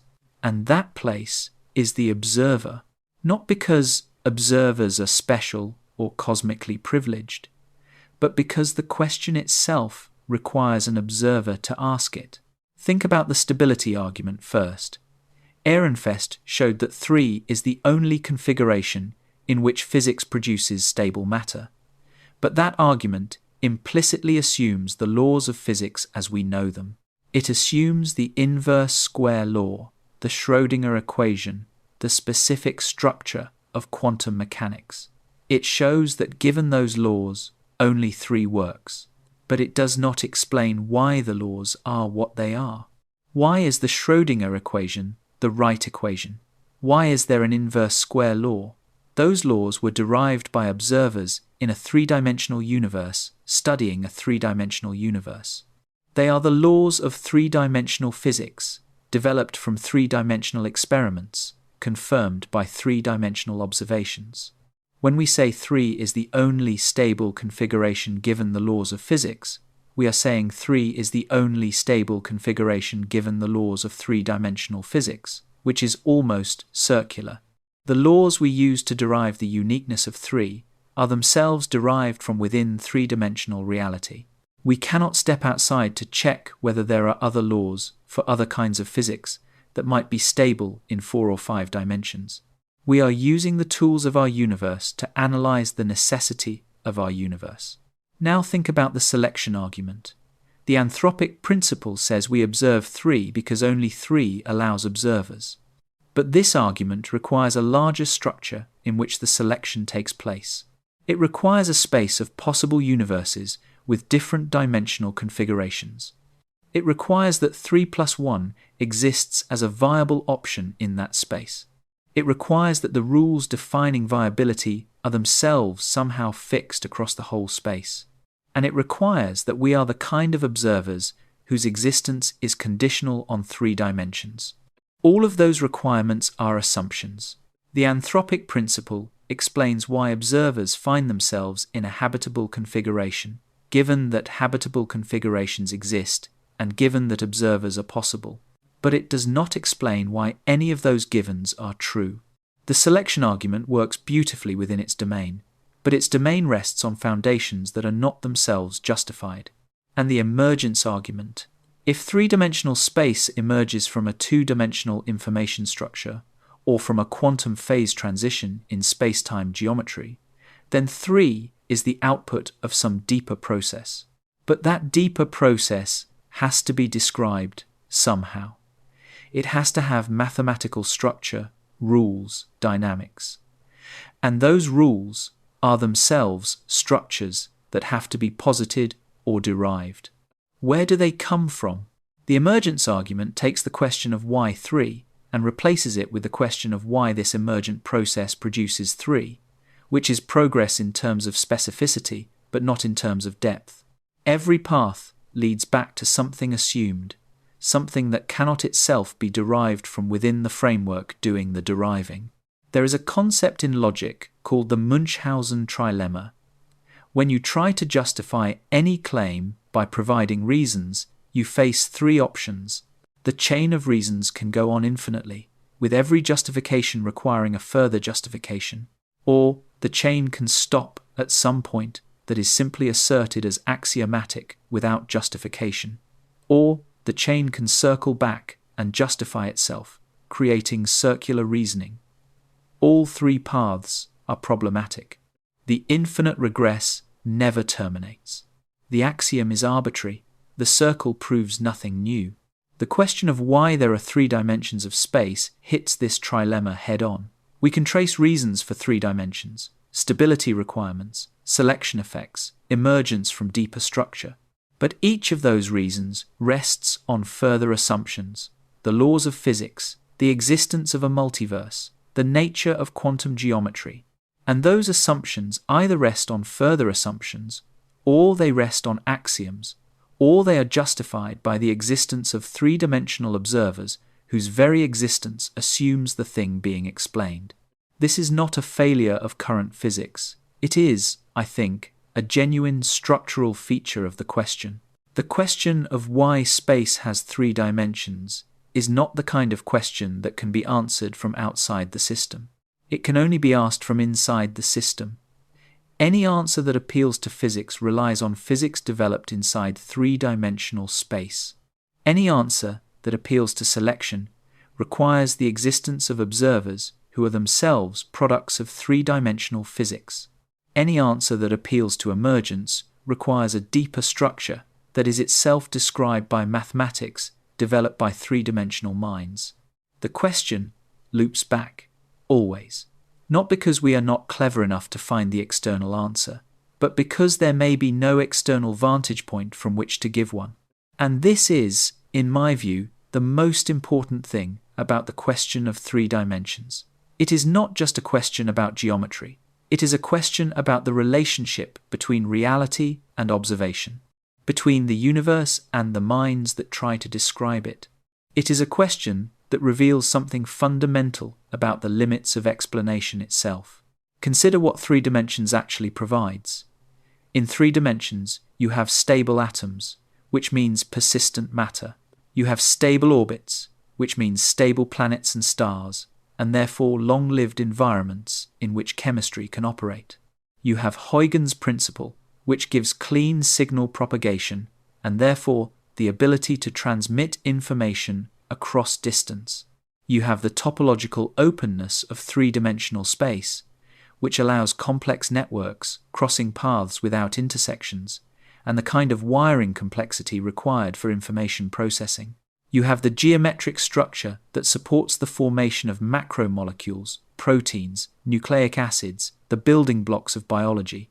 You have the conditions for thermodynamic complexity, for sustained, far from equilibrium structures, which is what life is. Three dimensions is not just the condition for physics to work. It is the condition for complexity to accumulate, for information to be stored, copied, processed, inherited, for the kind of organized structures we call life and mind to persist long enough to develop the ability to ask questions about the universe they are embedded in. Without three dimensions, you do not just lose the ability to describe physics. You lose the ability to have physics occur. You lose matter. You lose time in any usable sense. You lose causality. You lose the possibility of anything organized enough to look up and wonder. Three dimensions is the minimum requirement not just for stable physics, but for the kind of information-rich, causally coherent, persistent complexity that produces observers. And observers are what you need to ask the question. So here is the loop, closed completely. The question, why are there three dimensions of space, can only be asked by an entity embedded in three-dimensional space, because only three-dimensional space provides the conditions for such an entity to exist. Any answer to the question must be formulated within the framework of a three-dimensional universe, using the mathematics and physics and conceptual tools developed by observers in that universe. The question contains its own precondition. The act of asking proves the answer, at least in the sense of confirming that the answer must be yes, there are three, because the asking requires it. But this does not mean the question is meaningless. It means the question is self-referential in a very specific and important way. It is a question about the boundary conditions for existence, about the frame within which all other questions can be asked. And in that sense, it is not a question with an answer so much as a question that is the foundation. Three is not the answer to why the universe exists. Three is the condition under which the question can be asked at all. It is not a fact about the universe that we derived. It is the prerequisite for derivation, the boundary of the space in which derivation happens. And here is what I find genuinely extraordinary about that. Every other fundamental constant of nature, the speed of light, Planck's constant, the charge of the electron, these are numbers that physics might someday derive from a deeper theory, or might not. They might be contingent features of our particular vacuum, the result of some random symmetry breaking in the early universe. They might vary across the landscape of string theory. They might be different in other parts of a multiverse. But three dimensions is different. Three dimensions is not just a parameter. It is the structure of the description itself. Change the number of dimensions, and you do not just change the numbers. You change the equations, you change the symmetry groups, you change the topology of phase space, You change whether any coherent description is possible at all. 3 is not a fact about what the universe is like. It is a fact about what the universe has to be like for facts about the universe to exist. The number 3 is the substrate of knowledge, not in a mystical sense, in a precisely physical sense. It is the number of degrees of freedom required for stable matter, for complex chemistry, for information processing, for the emergence of observers, for the formulation of questions. Fewer than 3, and you cannot build the complexity required for any of that. More than 3, and you cannot maintain the stability required for any of that. 3 is the unique number at which the stability conditions and the complexity conditions are simultaneously satisfied. And nobody put it there. Nobody chose it. There is no equation we know of that derives it. There is no mechanism we can point to that selected it. It is either the only option in some absolute sense that we do not yet understand, or it is the only option we can ever know about, because any universe in which observers exist will be one in which the conditions for observers are met, or both, or neither. And the real answer is something we have not thought of yet.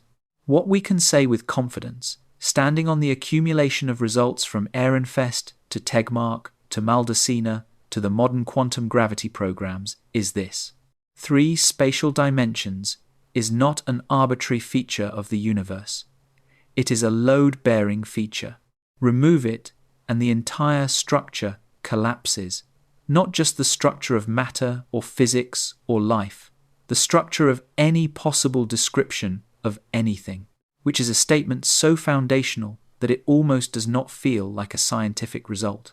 It feels more like a tautology, like the universe saying, I am structured in the only way in which a structure can describe itself. But that is exactly what makes it so extraordinary. Physics usually explains things by reducing them to something simpler. You explain atoms in terms of electrons and nuclei. You explain electrons in terms of quantum fields. You explain quantum fields in terms of symmetry principles. Each step takes you to something smaller, simpler, more fundamental. But when you try to explain why there are 3 dimensions, you do not find something simpler underneath. You find something circular. You find the observer. The question spirals down through stability arguments and anthropic selection and emergent geometry and string landscapes and holographic projections and quantum phase transitions, and at the bottom of all of it, when you have traced every chain of reasoning as far as it will go, you find yourself, an observer inside a 3-dimensional universe, asking why it is 3-dimensional, and finding that the question cannot be answered from outside because there is no outside. Not for you. Not for anyone asking the question. The universe is 3-dimensional because it is the only way it can be described by anything inside it, and it can only be described by something inside it. The boundary is the description. The description is the reality. And the reality is 3-dimensional because you are here describing it. That is not nothing. That is almost everything. Part 6. The observer, the loop, and the silence everything returns to.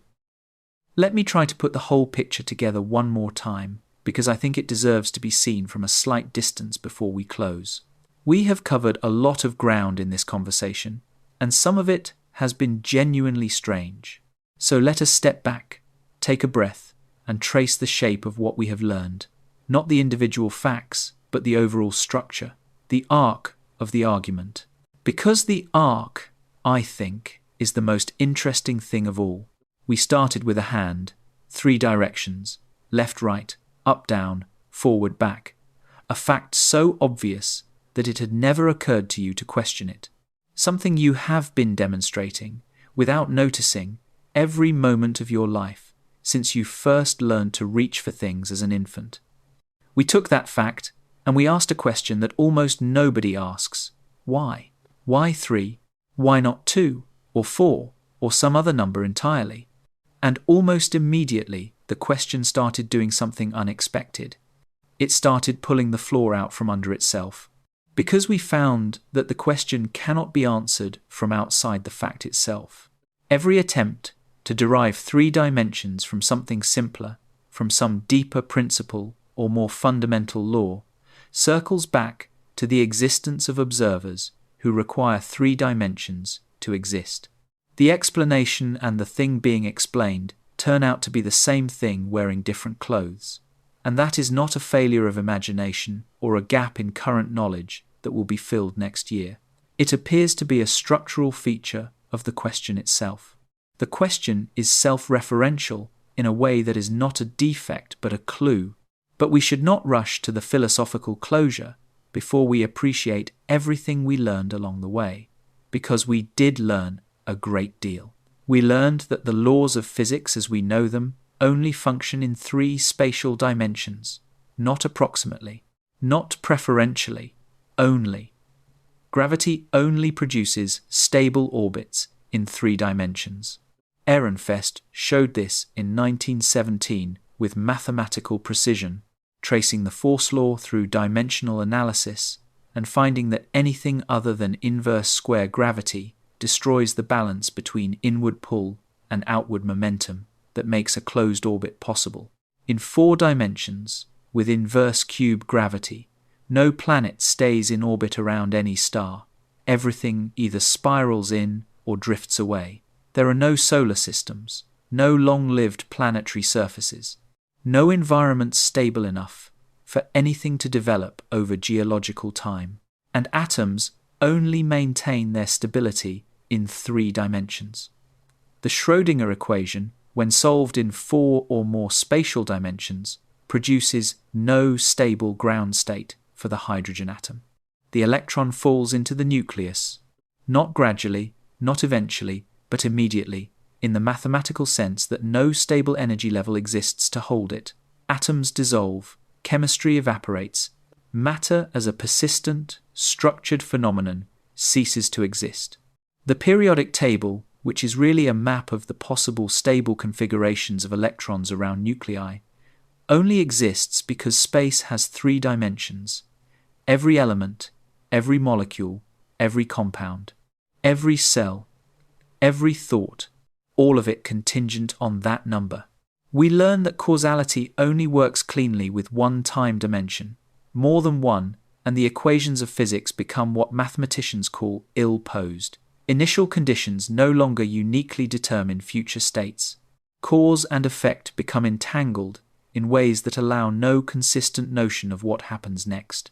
Physics, in the predictive sense, the ability to say, if this is the state now, then that will be the state later, only functions in a space-time with a single time dimension, threading everything together in one direction. And we learned, from Tegmark's systematic mapping of all possible dimensional configurations, that the space of possible universes is almost entirely empty, not sparsely populated, not unevenly distributed, almost completely, categorically empty. Universe after universe after universe across that grid, each one either causally broken or structurally dissolving, or informationally mute, or simply static and eventless. And then, in one small isolated region, 3 spatial dimensions and 1 time dimension, sitting like a single lit window in an otherwise dark city, everything alive in 1 cell, everything else silence. This is not a small result. It is one of the most striking facts in theoretical physics, and it deserves to be much more widely known than it is. We live in the one configuration of dimensional parameters that permits anything at all to happen, not the best configuration, not the most efficient or elegant or simple, the only one, or very nearly the only one. And the reason it does not feel that way, the reason it feels like the most natural and obvious thing in the world, is that we are inside it. We have never experienced anything else. We have no reference point outside. We are like people born in a sealed room who have concluded that rooms are the natural state of existence and the void beyond the walls is the unusual thing, when in fact it is entirely the other way around. We learn that string theory, rather than resolving the mystery of 3 dimensions, deepens it in a way that is either fascinating or maddening depending on your tolerance for unanswerable questions. String theory requires 10 or 11 space-time dimensions, which already sounds like the opposite of an explanation for why we have 3.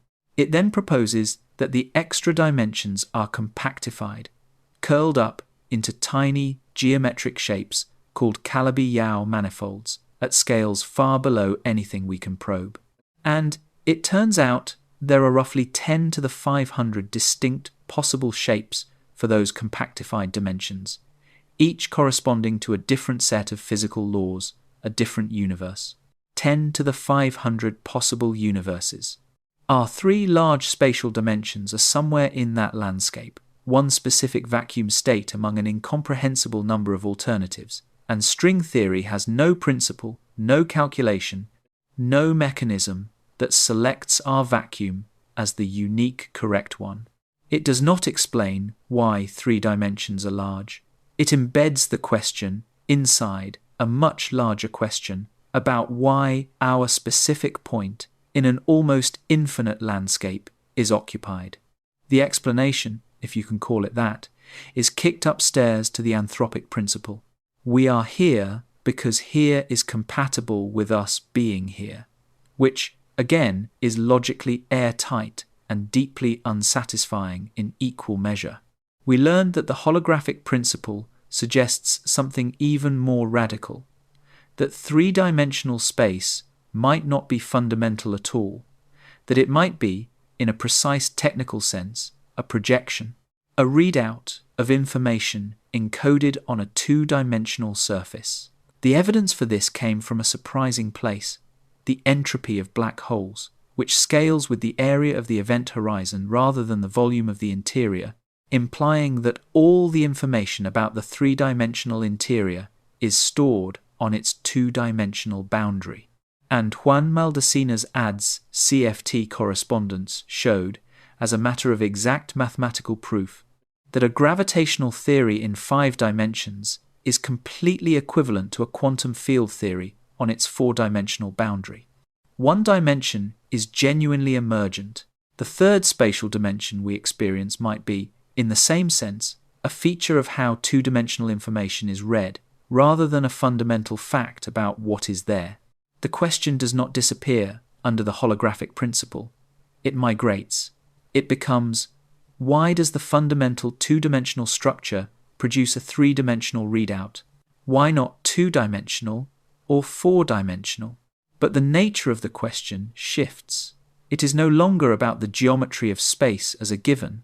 It is about the structure of information and how information organizes itself into the appearance of space, which is a stranger and perhaps more tractable question, though we do not yet know how to answer it.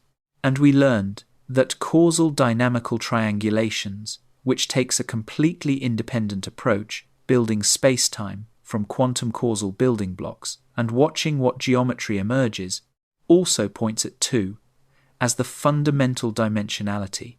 At large scales, the quantum building blocks self-organize into 4-dimensional space-time without being told to. 3 spatial dimensions plus 1 time dimension crystallizes out of the quantum geometry the way ice crystallizes out of cooling water, not chosen, not imposed, emergent, a phase of something more fundamental. And at small scales, at the Planck length where quantum gravity effects dominate, the effective dimension of that spacetime drops back toward 2. The same number the holographic principle suggests is fundamental. 2 independent lines of argument, using completely different mathematical machinery, landing on the same answer about the fundamental dimensionality. That is the kind of convergence that tends to be meaningful in physics. It does not prove anything yet, but it points. And it points at the possibility that 3-dimensional space, which feels like the most basic fact in the world, is not a starting point, but an ending point. Not a given, but a result. Not the foundation, but something that grew from the foundation. Now put all of that together. The stability arguments tell you 3 is the only number where physics holds together. The selection arguments tell you we observe 3 because only 3 allows observers. The emergence arguments tell you 3 might not be fundamental, but might arise from something two-dimensional at the base level. And the experiments tell you that whatever is true about dimensions at the deepest level, at every scale we can probe, the answer is exactly 3. What do we do with all of this? I think the only honest answer is that we sit with the incompleteness. We do not pretend that any of the surviving explanations is fully satisfying, because none of them are. The stability argument is real and important, but it assumes the laws of physics without explaining where those laws come from. It shows that given the laws we have, 3 is the only stable configuration, but it cannot tell you why the laws are what they are, why the inverse square structure, why this specific balance between quantum mechanics and electrostatics that produces stable atomic ground states. The laws are assumed, 3 follows, but the laws themselves are left floating. The selection argument is logically airtight, but explains observation without explaining structure. It tells you why observers find themselves in a habitable configuration. It does not tell you why habitable configurations exist, why the space of possible universes has the structure it does, why 3 plus 1 is a viable option in that space at all. The anthropic principle filters. It does not generate.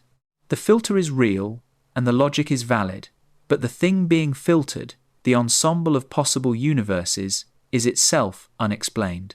The emergence arguments are physically interesting and mathematically sophisticated, but they displace the question rather than answering it.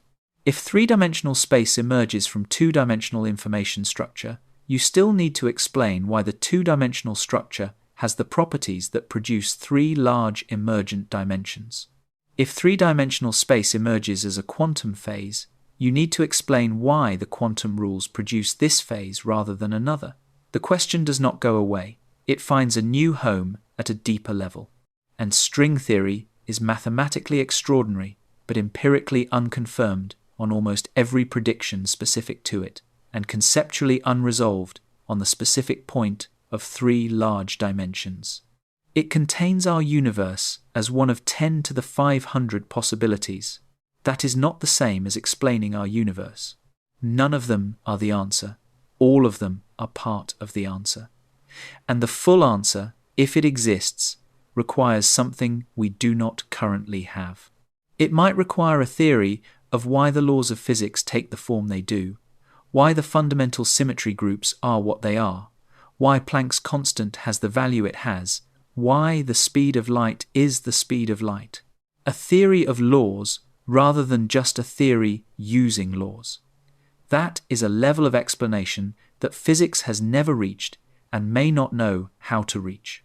It might require a resolution of the measurement problem in quantum mechanics, the deep, unresolved question of what it means for a quantum system to have a definite value when measured, and how that connects to the existence of observers in a way that links cleanly to the question of dimensionality.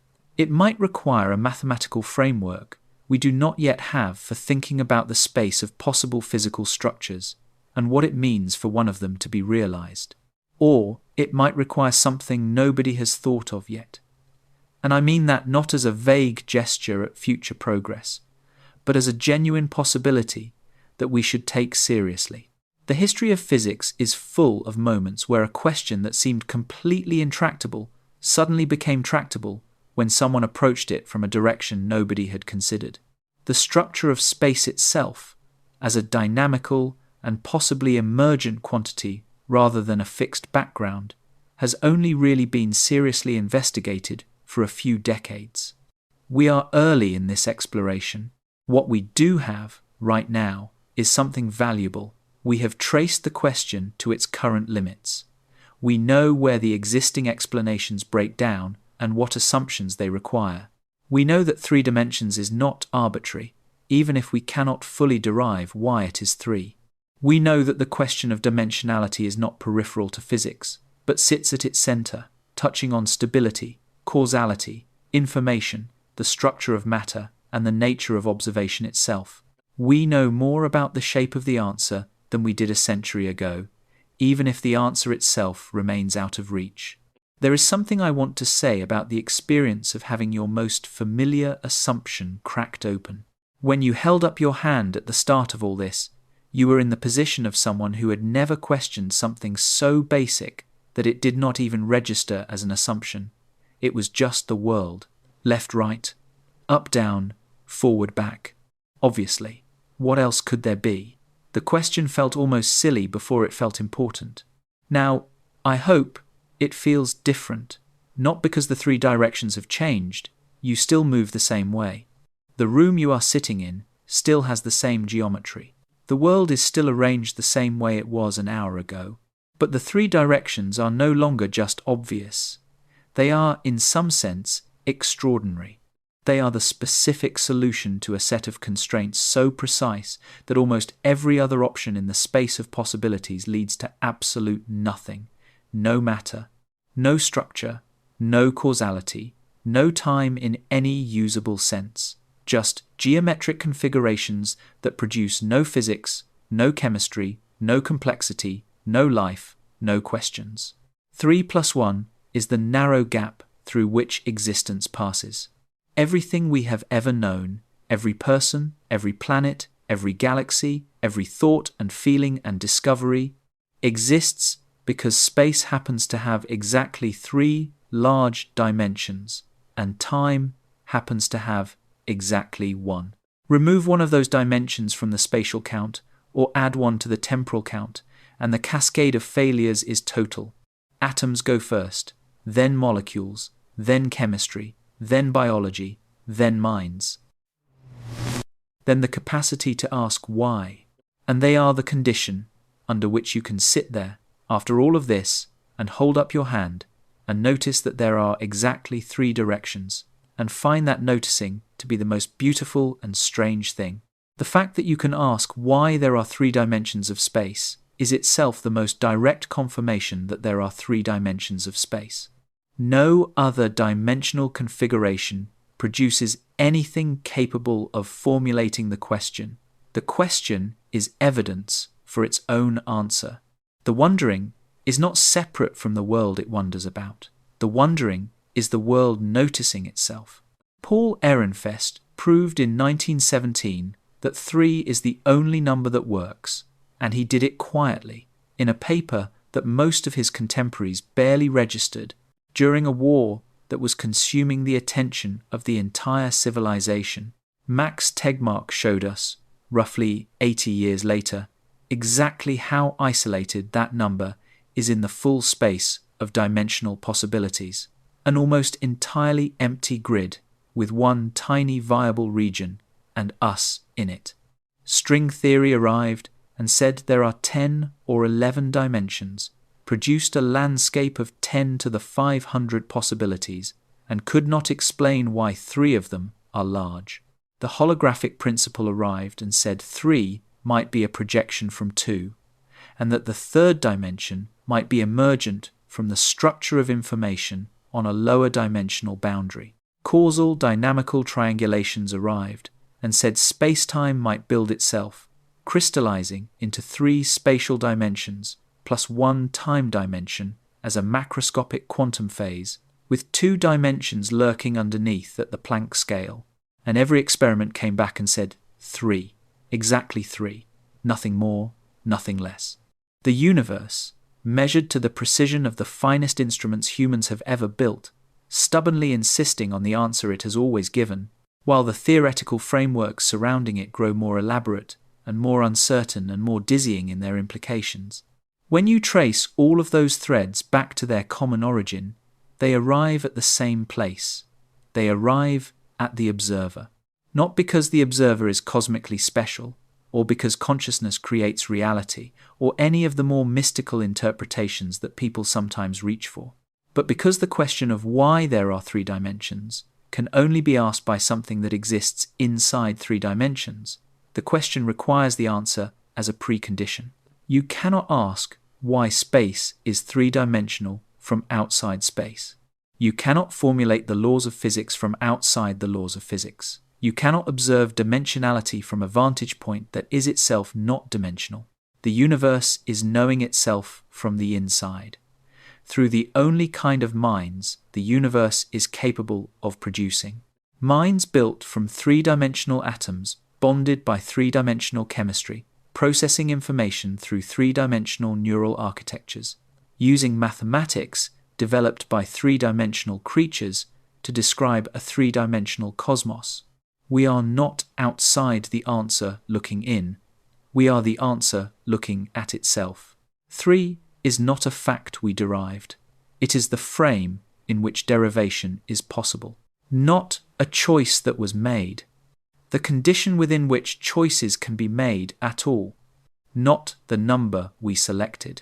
The number that's selected for us, by being the only number in which selecting things is something that happens. So hold up your hand one more time. Left, right, up, down, forward, back. Those 3 directions were not given to you from outside. They are not a gift or a design or an arbitrary default. They are the minimum geometric requirement for your existence.